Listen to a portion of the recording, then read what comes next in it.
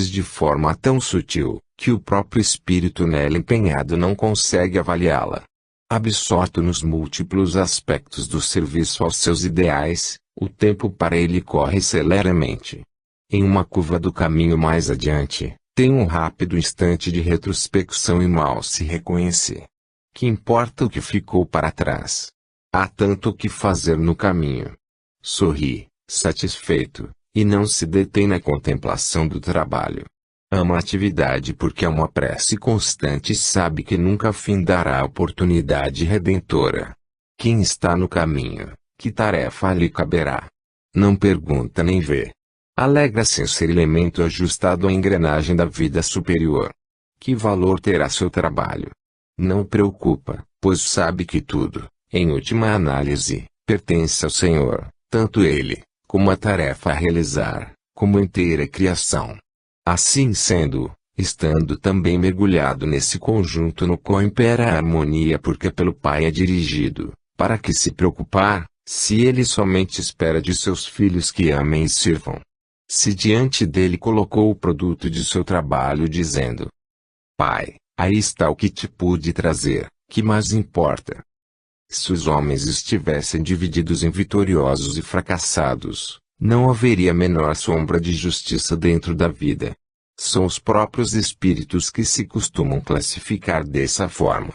Entretanto, nenhuma nem outra afirmação tem caráter de estabilidade. Vitória como fracasso são situações criadas pela vontade mais ou menos firme.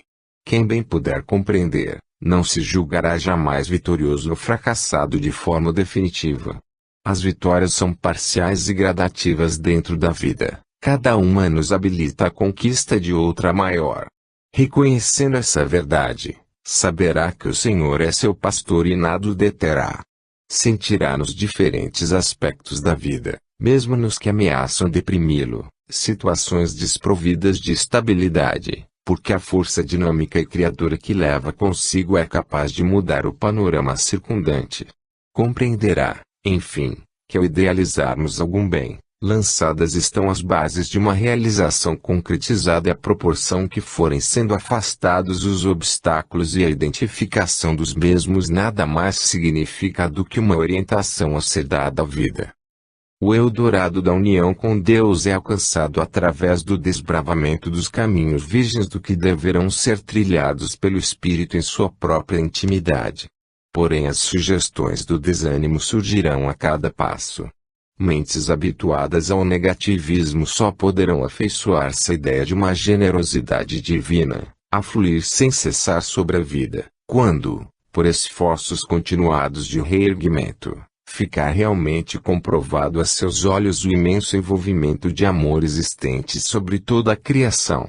Tantas vezes falirão em sua fé, sofrendo a dor de se sentirem sós, seguida da reação necessária do reajustamento à corrente do pensamento reto, que concluirão ser absurdo entregar-se assim às oscilações do próprio sentimento, quando a grandeza da vida permanece imutável.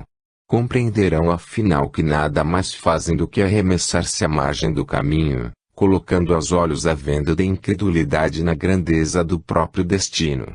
A cegueira temporária tanto os molestará que finalmente chegarão a caminhar sem interrupções, cansados de desfazer o nó com que atavam a venda aos olhos. Os olhos da alma são feitos para fitar o alto, para refletir o azul do céu, a claridade de lã irradiada. São feitos para receber a mensagem orientadora da vida, que nos dirigirá para o local adequado ao serviço. Devem ser mantidos límpidos e serenos, para refletirem com clareza as imagens de pureza e felicidade capazes de concretizar na terra a vontade do Senhor. A vitória será alcançada se vos esquecerdes de vós mesmos, lembrando-vos do que sois parte da criação. Assim podereis sentir o amparo do Senhor porque a Ele estareis ligados em união com todo o universo. Paz e amor. Ramatiz. Segunda parte, Estudos com Ramatiz. Capítulo 1. Unificação das correntes espiritualistas do Oriente e do Ocidente. Pergunta: Agrada-nos imensamente o critério sistematizado pelo qual são aprofundadas as verdades eternas nas obras espiritualistas do Oriente. Sentimos-nos atraídos pelos conhecimentos que revelam da natureza superior da criatura humana. Porém, notamos não existir ainda uma concordância integral entre a filosofia do Oriente e o Espiritismo. Que nos dizeis a esse respeito? Gostaríamos de ser esclarecidos, pois amamos a verdade eterna sob todos os aspectos em que ela se manifeste. Ramatiz, num mundo em que todas as conquistas do progresso resultam de esforços de conjunto, é natural que as verdades eternas também sejam investigadas e analisadas pelas partes que elaboram nesse setor. Assim como a permuta de conhecimento do progresso material alcançado em cada povo beneficia toda a humanidade, o intercâmbio entre o labor espiritual do Oriente e o idealismo cristão do Ocidente resultará numa evolução mais ampla, possibilitando às diversas correntes espiritualistas um ajuste mais proveitoso às condições de vida no terceiro milênio. Seja-nos permitida uma comparação trivial. Quando vos dispondes a preparar um caldo suculento, procurais 3 elementos necessários: tempero, água e legumes. Assim, as diversas experiências que adquiris formam as características do vosso eu, que revelam o cunho ou tempero da vossa personalidade. O líquido indispensável para dar ao caldo a consistência necessária está representado na vossa formação espiritualista. E, finalmente, os vegetais ricos de vitaminas são constituídos pela seiva existente nos frutos que colheis no atual movimento espiritualista, cuja liderança está afeta ao espiritismo, que é o cristianismo redivivo em virtude de sua substância exalar a essência das verdades eternas interpretadas em espírito e verdade. Assim como a reunião daqueles 3 elementos forma um alimento integral, as correntes espiritualistas do Ocidente e do Oriente formarão um alimento espiritual capaz de fortalecer as consciências de maneira mais completa. Os pioneiros do novo movimento cristão devem empenhar-se nessa unificação, sem quaisquer particularismos, porquanto existindo um só Deus, esta realidade não comporta limitações nem divisionismos.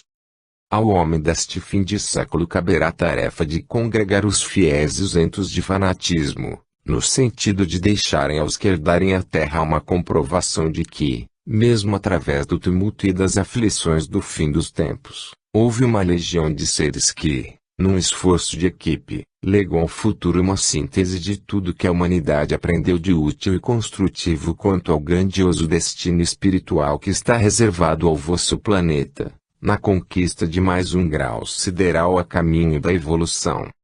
Pergunta: a que devemos atribuir o fato de que, embora a filosofia do Oriente não se harmonize ainda integralmente com os espiritualistas do Ocidente, estes sentem por ela uma grande atração?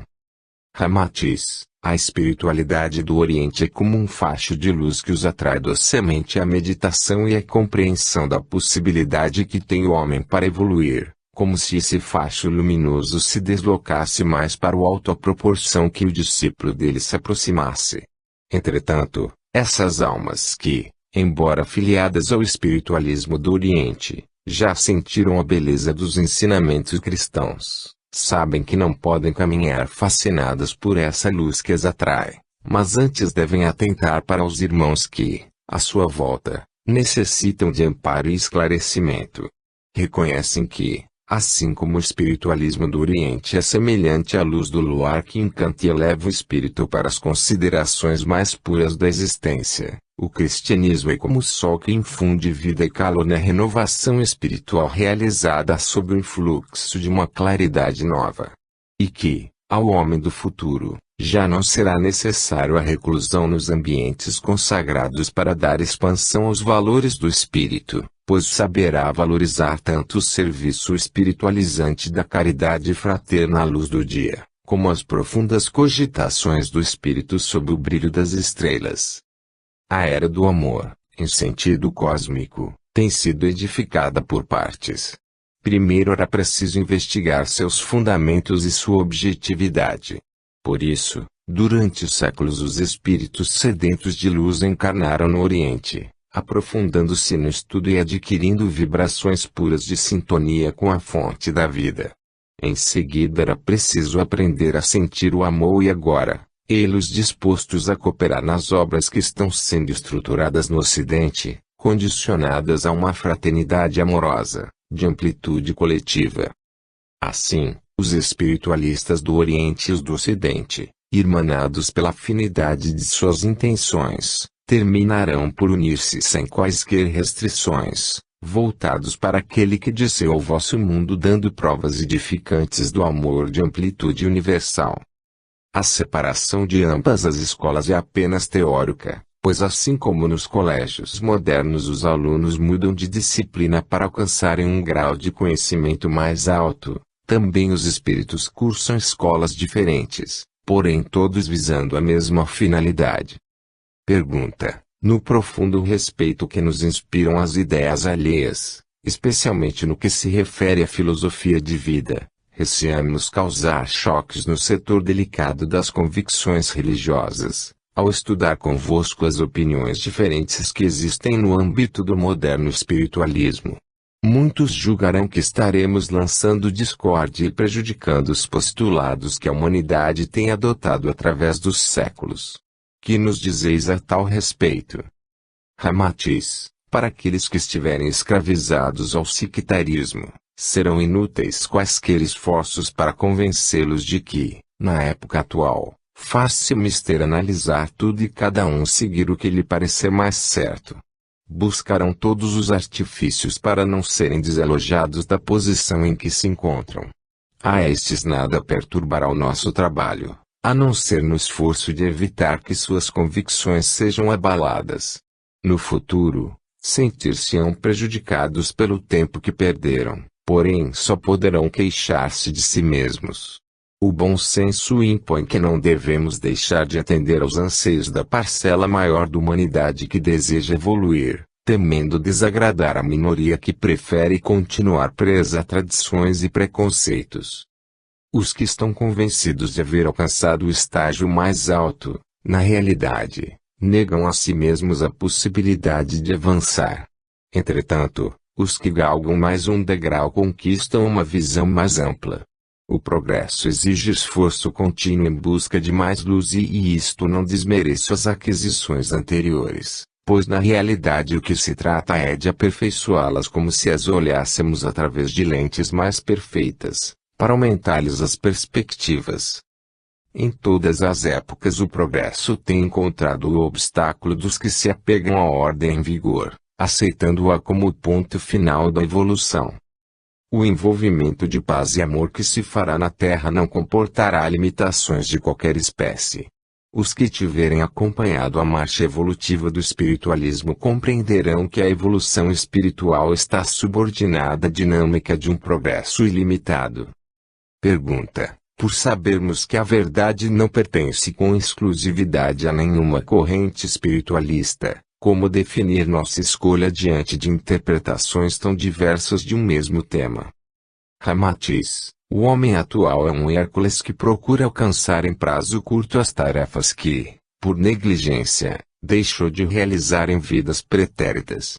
No entanto, apesar de possuir como personagem mitológico a força poderosa que o habilita a grandes feitos, deixou que suas faculdades espirituais, por falta de exercício, se atrofiassem, tornando difícil a tarefa que teria sido fácil se não descurada, a procura do sentido real da verdade.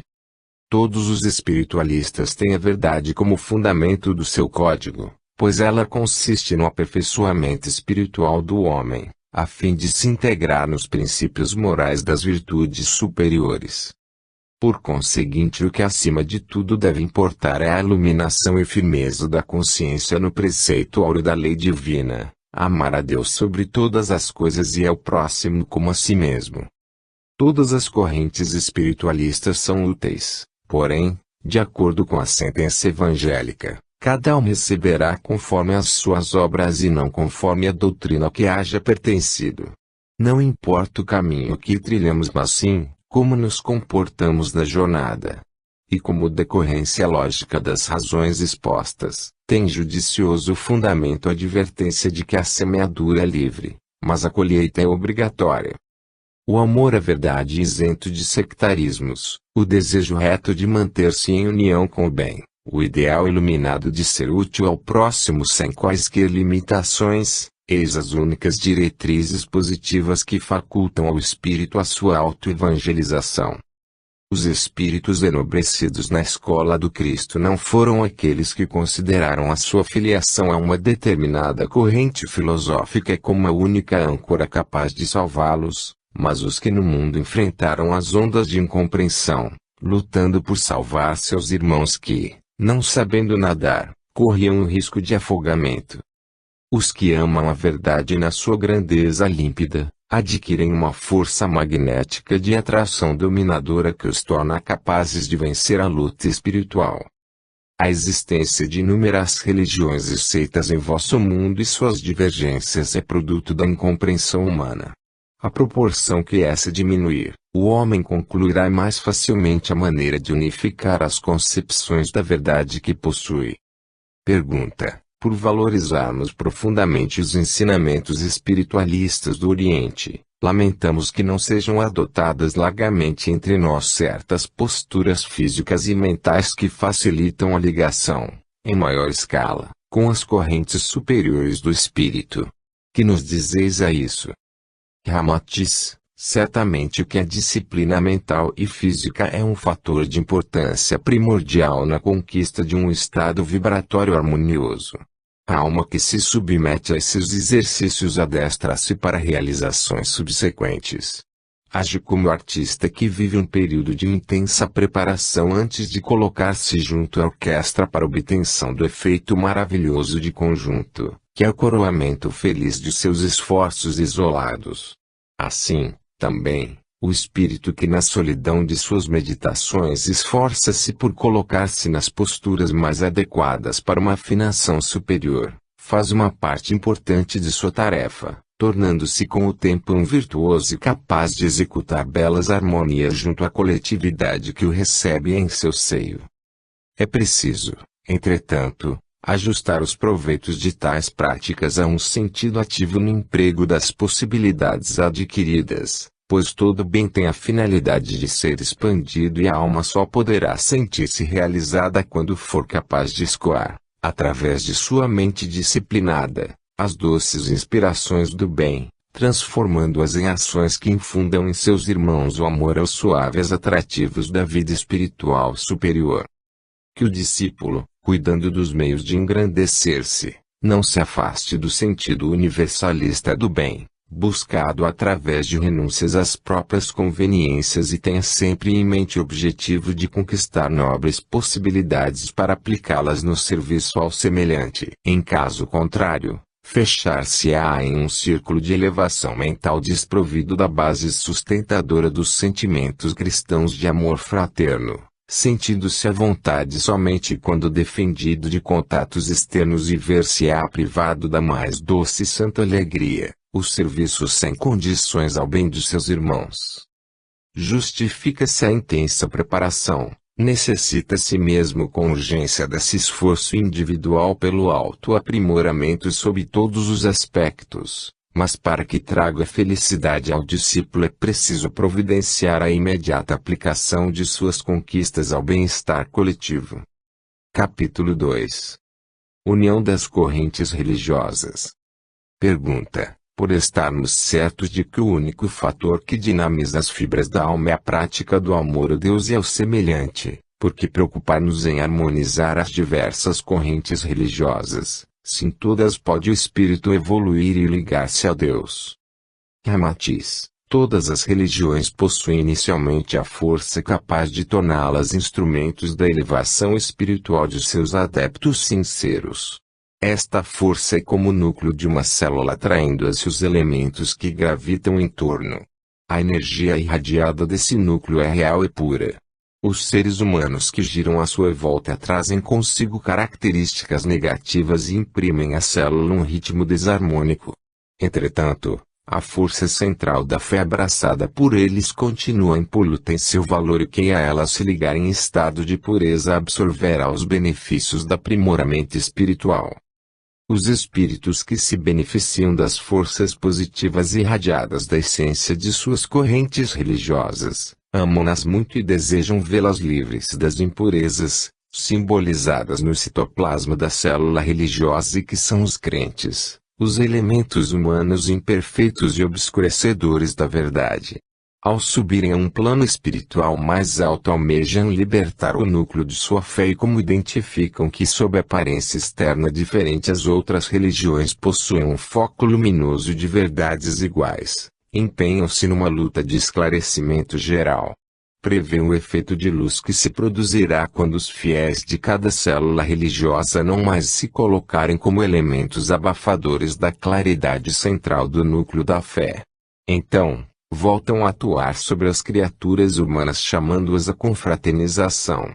Procuram através das comunicações espíritas ou mesmo como elementos reencarnados, evidenciar a cada grupo sectário religioso que, se neutralizarem seus sentimentos egocêntricos, surgirá à vista de todos a verdade única, o amor universal, a polarizar os homens em torno de si. O desejo de harmonizar as correntes religiosas tem o seguinte objetivo: desfazer as divergências superficiais sobre detalhes criados pelos sentimentos egoístas dos homens e mostrar-lhes que o bem e a verdade são uma única vibração, possuída parcialmente por todos que estão a caminho da conquista maior, na qual não haverá separatismo. Por isso, dedicamo-nos neste trabalho a desfazer as divergências aparentes em que se fixam os homens para permanecerem mentalmente isolados, ao invés de se ampararem mutuamente para a conquista da felicidade geral. No momento atual, as religiões são como células desagregadas de um organismo doente, a humanidade terrena. As vibrações negativas do exclusivismo adensam-se de tal forma em torno dos preceitos básicos da fé, que impedem a força positiva e inspiradora de cada movimento espiritualista, de ultrapassar os domínios dos preconceitos de seus adeptos. Assim as diversas correntes religiosas encontram-se desarticuladas e não conseguem uma força conjunta de resistência ao erro.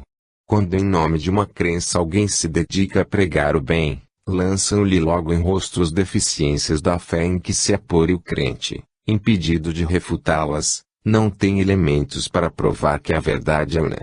Então vê-se traído pelas forças que deveriam apoiá-lo, porque suas ideias não resistem a um exame lógico e profundo.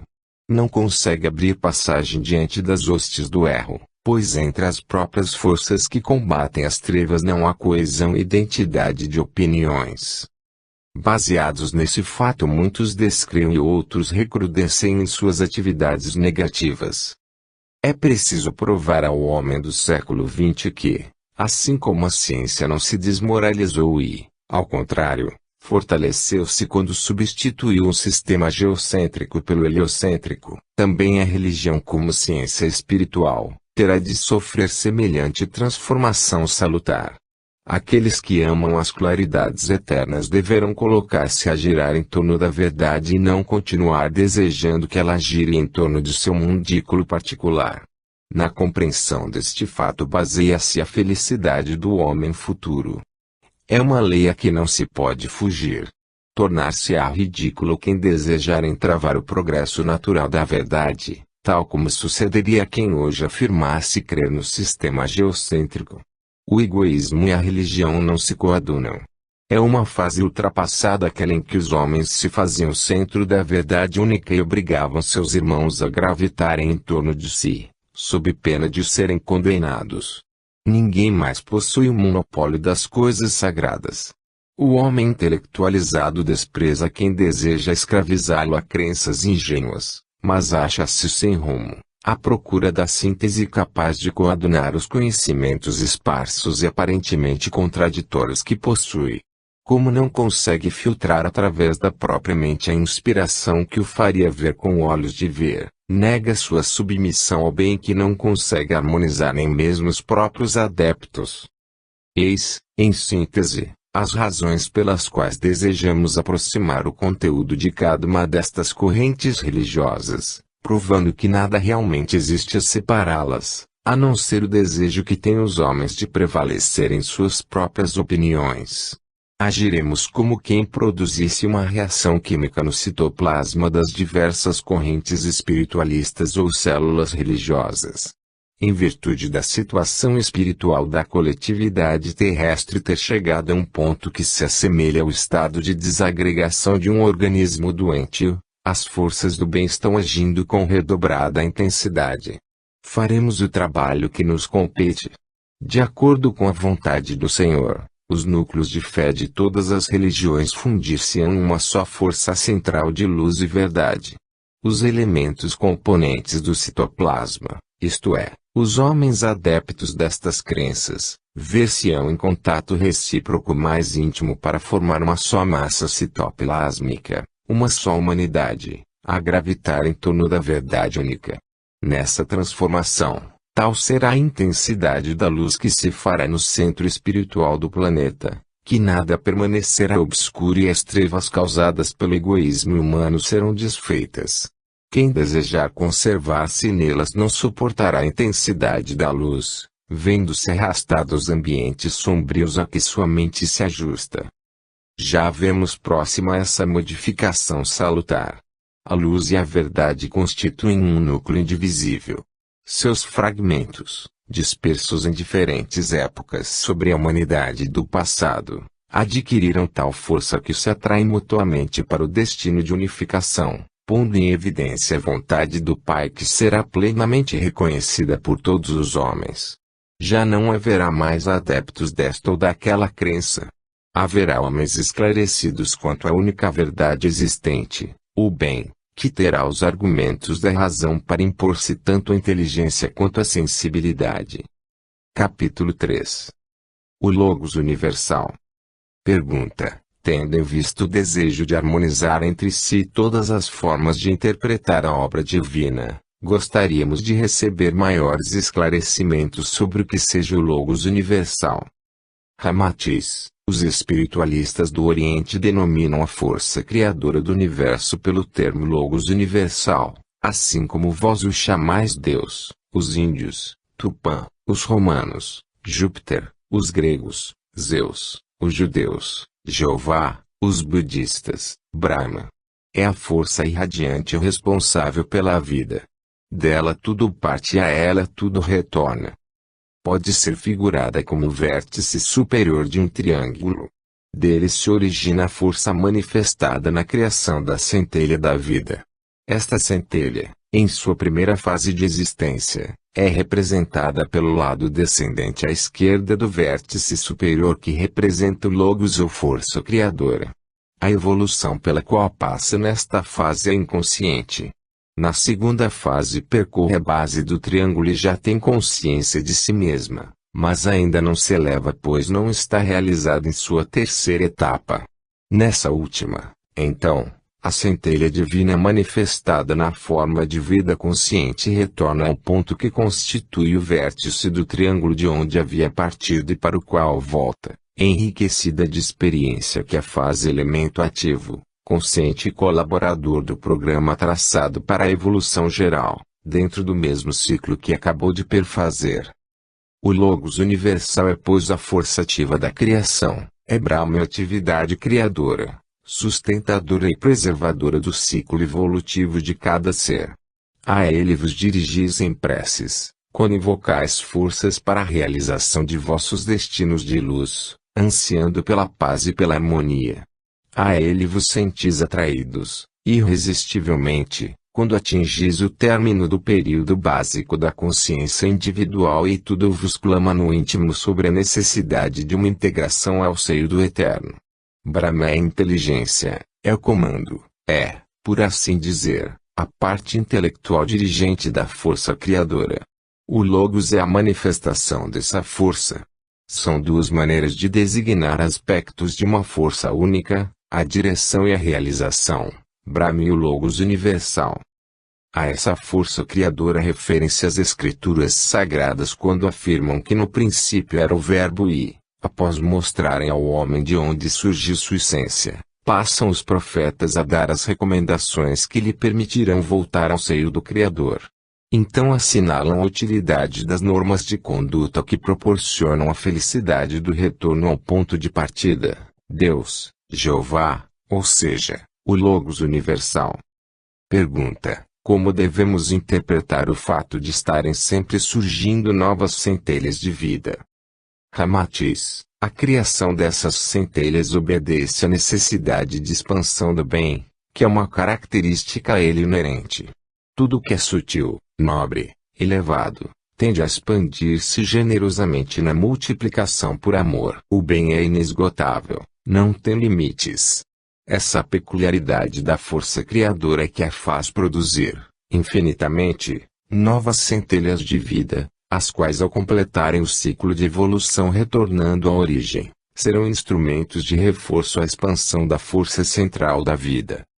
Pergunta: em nossa compreensão tolhida e acanhada não concebemos a necessidade das centelhas de vidas criadas descerem a um contato tão estreito com a matéria.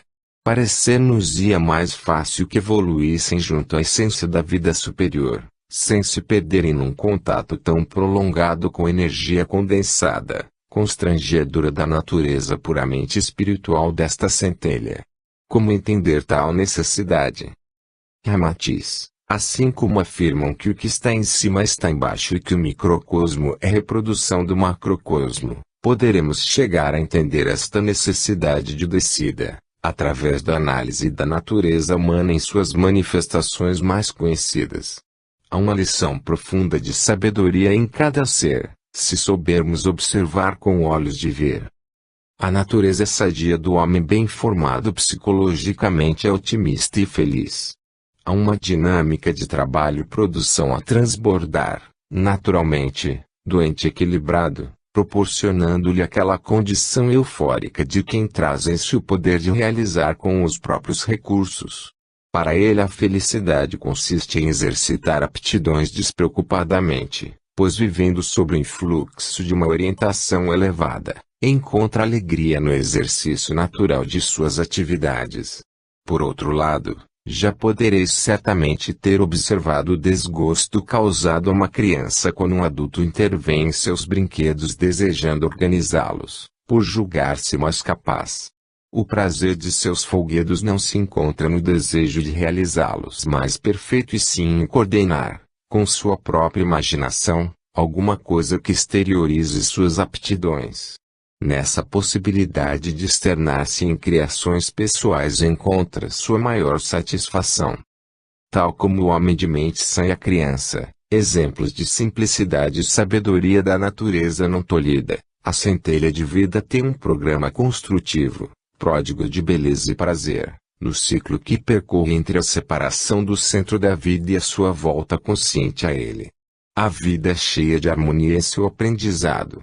Se percorrermos com olhos de ver essa longa caminhada, ela nos encantará proporcionando-nos somente alegrias através do reajustamento a possibilidades mais altas.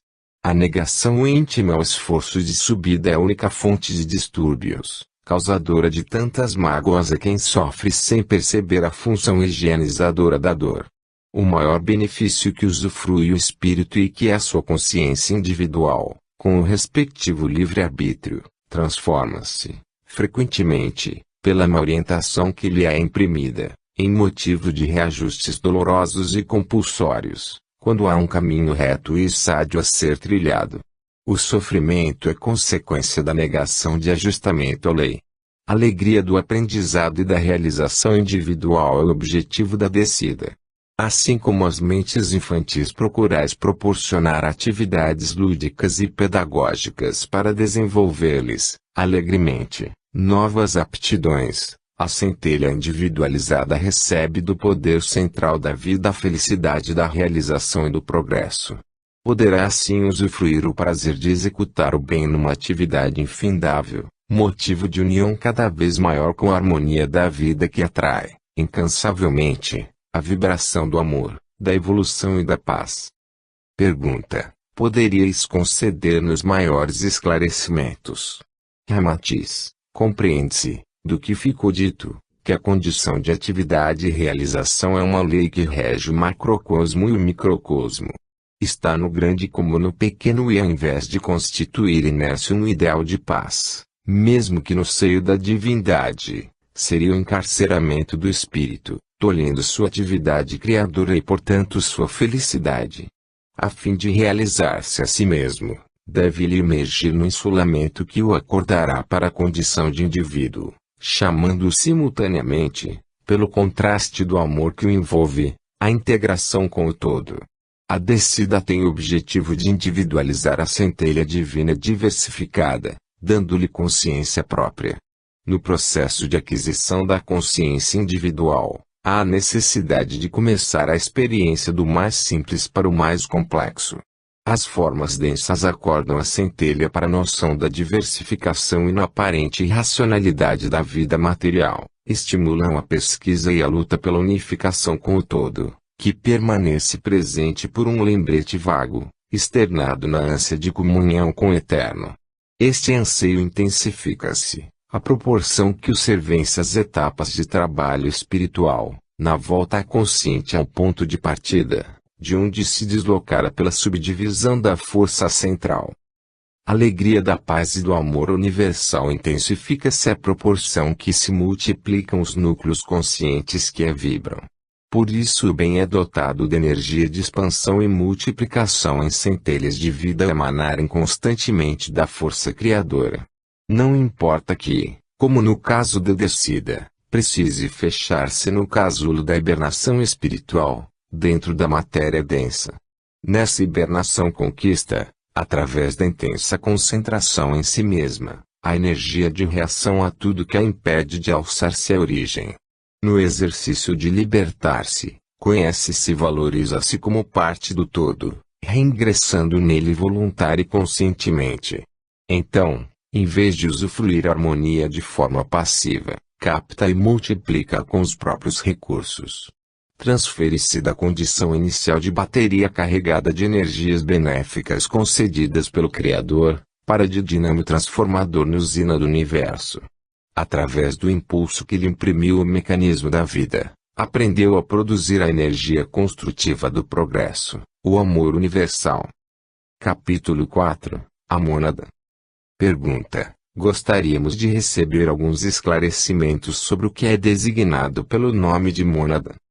Ramatiz: na divulgação desses conhecimentos encontramos uma feliz oportunidade de demonstrar que, sob o véu de palavras estranhas, encontra-se oculta a mesma verdade meridiana que se divulga nos lábios humildes de um homem inculto, quando se refere, à sua maneira peculiar, aos conhecimentos espirituais que adquiriu. Desejamos romper o véu que envolve em palavras desconhecidas as verdades já disseminadas entre todos os homens. Quando um humilde caboclo tira o chapéu ao se referir respeitosamente à alma de um seu ex-companheiro de existência, está saudando, em espírito, aquilo que não reconheceria sob a designação de mônada.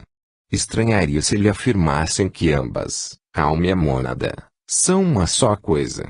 Na incapacidade de compulsar livros espiritualistas, ele ignora que haja vários nomes para essa mesma ideia. Porém, como são chegados os tempos em que a luz não deve permanecer sob o alqueire, aparecem por toda parte estudos provocados pela ânsia de saber, característica do homem moderno, e as verdades eternas tomarão enfim um sentido novo. O Senhor criou o universo e nele colocou um homem. Assim rezam as Escrituras sem entrar em detalhes sobre essa mágica maravilhosa do Pai.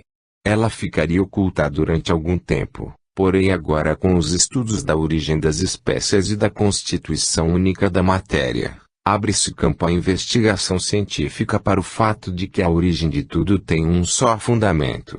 Pesquisando no fundo dos mares como junto às estrelas, os homens chegarão a compreender que a vida em todos os seus aspectos é semelhante. Perceberão que há uma centelha de vida a reger todos os fenômenos e, encontrando-a como causa e princípio de tudo, compreenderão que há uma nova investigação a ser feita. Que espécie de unidade será essa que impulsiona, de forma sempre justa e homogênea em seu ritmo evolutivo, a formação das espécies diferentes, conservando-lhes simultaneamente as características de dessemelhança e de evolução gradativa. A essa interrogação responderá a ciência com a existência da mônada ou centelha de vida, que percorre os diversos estágios evolutivos através da matéria densa, ordenando e dirigindo-a numa capacidade crescente de orientá-la, condensando-a em torno de si. A ciência, em seus diversos ramos, vem analisando múltiplos aspectos dessa ordem geral de progresso a que tudo obedece. A inteligência difusa e esparsa sobre tudo tem sido pressentida por vários cérebros de grande alcance, que não puderam levar as suas pesquisas à confirmação final da existência dessa centelha de vida na obra da criação.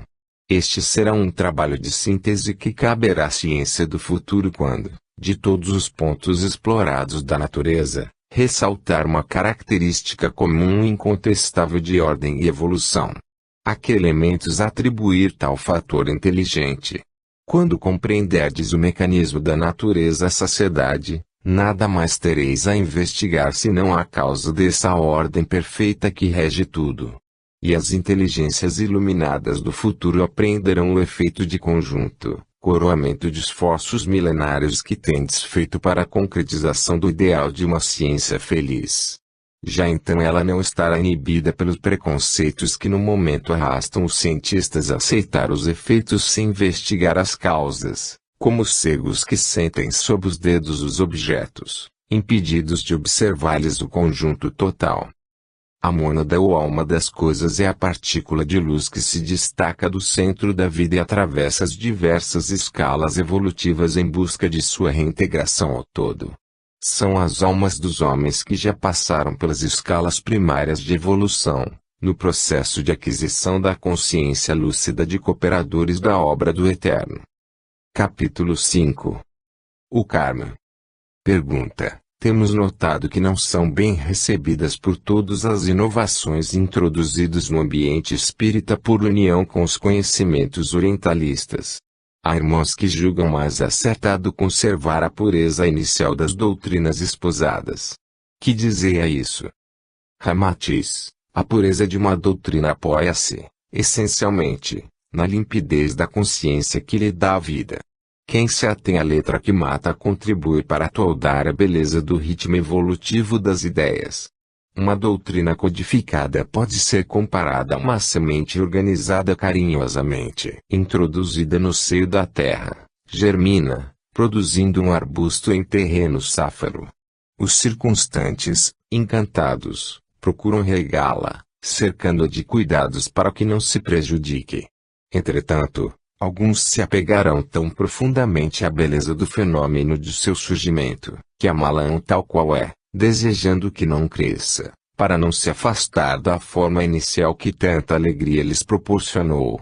Entretanto, quem já não ouviu falar de árvores que, enxertadas com espécies congêneres, produzem frutos de novo sabor, dotados de qualidades mais aprimoradas? Pergunta: alegam nossos irmãos que a doutrina já possui bastante luz, não necessitando da introdução de exotismos. Ramatiz: é inegável o valor espiritual aprimorado da doutrina espírita, especialmente por trazer a característica da universalidade de seus ensinos. Em nome dela e da caridade cristã que expressa tão bem essa característica primordial, torna-se possível aos espíritas a atitude de receber em seu ambiente doutrinário, irmãos provenientes de todos os setores e credos, que veem em seus postulados confirmações dos que anteriormente adotavam. Entretanto, a força iniciática de maior pureza contida no cristianismo redivivo é capaz de resguardar seus adeptos de um entrosamento prejudicial. Onde estaria a excelência de uma doutrina, que não fosse capaz de, pela análise lógica dos princípios estranhos, sobrepor-se a eles renovando-os? O foco de luz que se acendeu nos princípios espiritualistas quando surgiu o espiritismo cristão é de uma pureza tal que lhe permite assimilar, iluminando, as ideias provenientes de todas as origens. Nessa possibilidade baseia-se a grandiosidade de sua missão.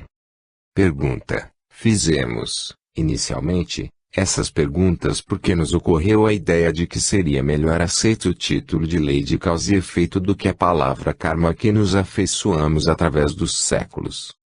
Ramatiz, que importa mais ao homem esclarecido, os termos utilizados ou a força renovadora do convívio com seus irmãos.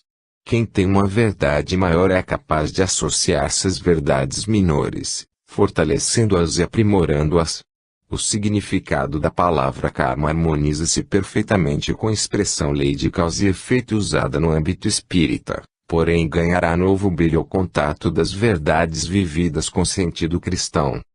Pergunta: como compreender essa última afirmação? Ramatiz: karma significa encadeamento dos nossos atos com as consequências que lhes sobrevêm.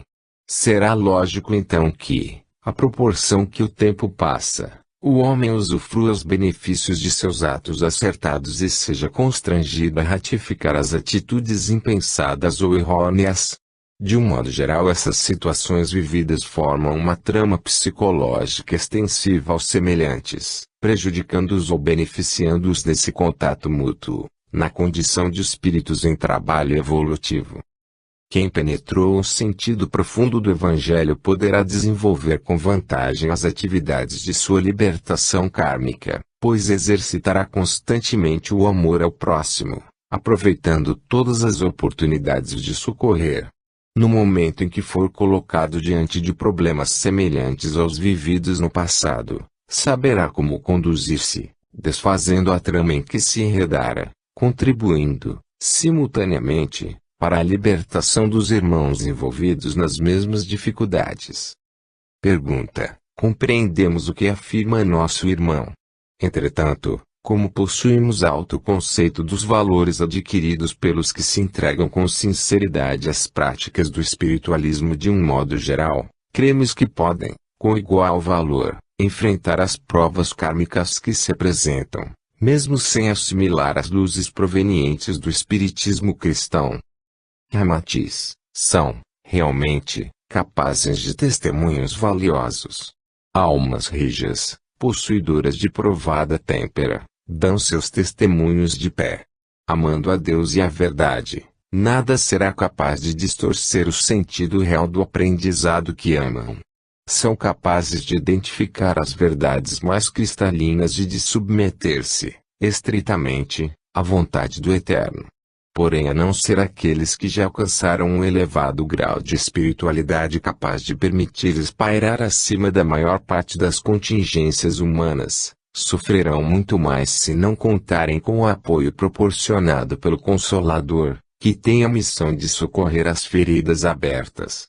Certamente os males serão curados por todo aquele que se submete a tratamento com decisão e valor. Porém a dor será menos sentida quando for possível colocar sol na chaga o bálsamo do amor fraterno, da solicitude amplamente recebida.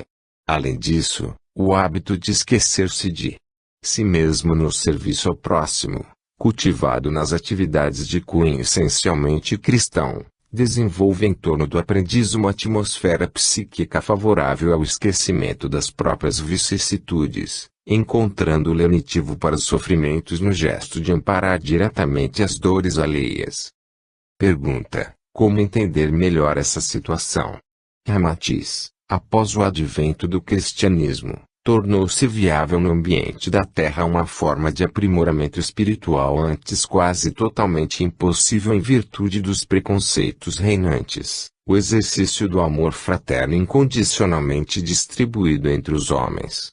Nas práticas do ocultismo oriental sempre houve esse amor vibrado intensamente, através da certeza de nos acharmos todos ligados por uma origem e um fim comuns.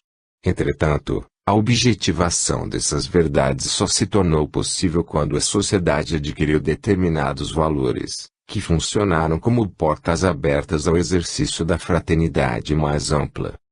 Era preciso esperar que o homem despertasse em si anseios de fraternidade universal e começasse a pô-los em prática através dos princípios de igualdade social, para introduzir-se, enfim, no âmbito da colaboração fraterna mais completa. As convulsões sócias drenaram o campo da humanidade. Nos momentos de dor superlativa evidenciou-se a existência de uma única origem para os sofrimentos comuns.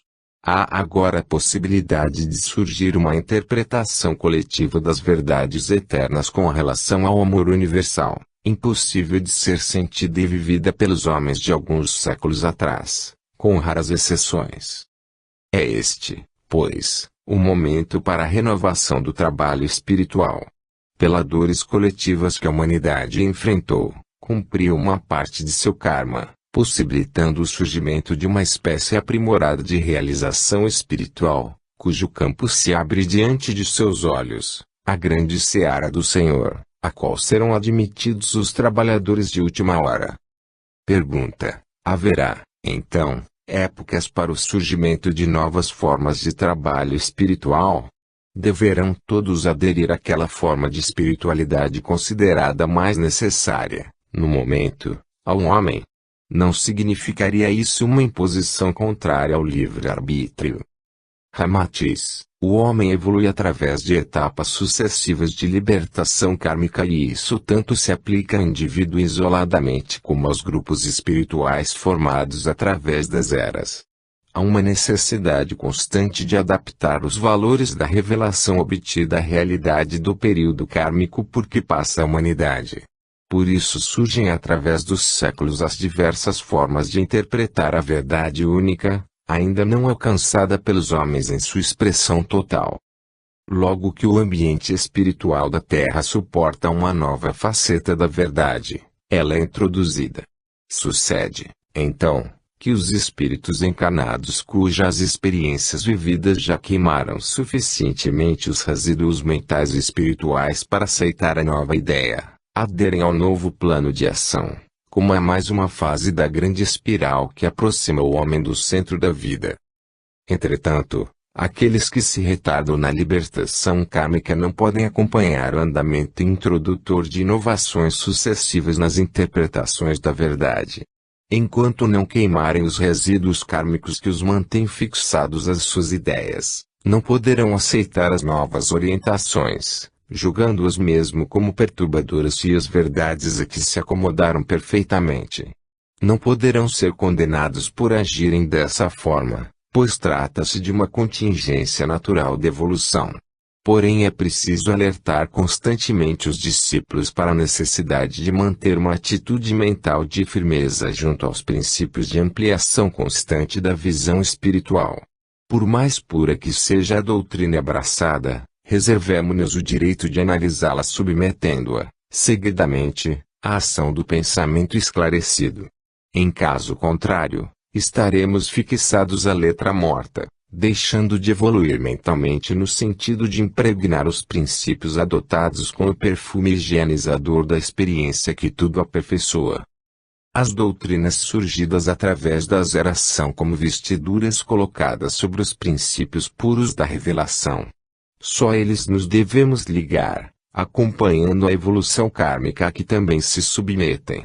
Assim como através das encarnações o espírito evolui mais rapidamente se não se detém junto às formas temporais, os princípios espirituais serão melhor aproveitados se nos desligarmos do aspecto externo que os envolve, seguindo-os em sua pureza onde quer que se encontrem.